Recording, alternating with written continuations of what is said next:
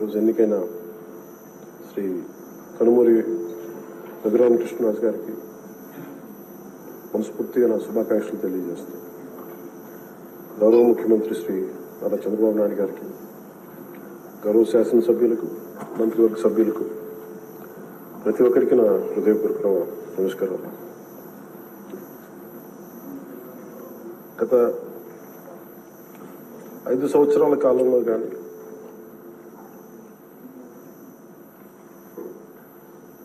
నా political observation కానీ నేను పాలిటిక్స్ రావడానికి రీజన్ కానీ 7 దశాబ్దాలుగా మన చరిత్ర చదువుకున్న రైట్ ఫ్రమ్ మన ఫ్రీడమ్ ఇండిపెండెన్స్ మూమెంట్ నుంచి చిన్నప్పుడు స్కూల్లో చరిత్ర చదువుకున్నా కానీ చాలా గొప్ప గొప్ప మహానుభావులు ప్రాణత్యాగాలు చేసి పోరాటాలు చేసి ఈ దేశాన్ని నిర్మించారు, ఈ వ్యవస్థలు నిర్మించారు. ఎక్కడ కూడా to deter criminals into politics.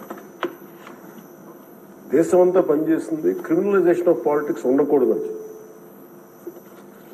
కానీ దురదృష్టవశాత్తు 14లో ఒకసారి రావడానికి ప్రయత్నం చేస్తే అలాంటి వ్యక్తుల సమూహాన్ని నిలువరించాం. 19లో కుదరలేకపోయింది. 19 to 24 అప్పటి ప్రభుత్వం ఎపిటమ్ ఆఫ్ క్రిమినలైజేషన్ ఆఫ్ పాలిటిక్స్. గౌరవ ముఖ్యమంత్రి గారు సౌత్ అమెరికాకు చెందిన ఒక నార్కోటిక్స్ క్రిమినల్ హెడ్ ఎలా కంపేర్ చేశారు.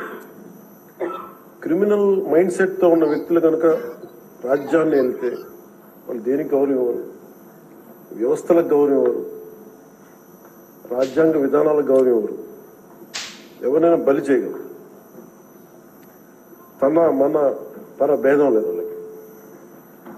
గత ప్రభుత్వంలో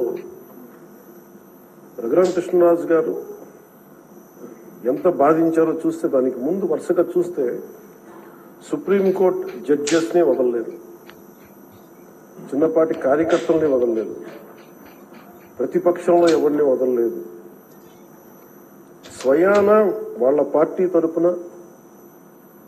గెలిచి ఎంపీగా ఎన్నికైన రఘురామకృష్ణరాజు గారిని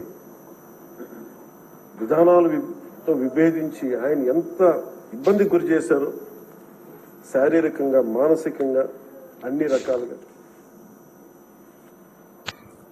ఒక ఎంపీకి ఒక తీసుకెళ్లి అరెస్ట్ చేస్తారు, ఏదో ఇబ్బంది పెడతారు, అట్లా ఏదో అనుకున్నాం. కానీ ఆయన మీద ఒక 3rd డిగ్రీ మెథడ్స్ వాడటం, బెదిరించడం.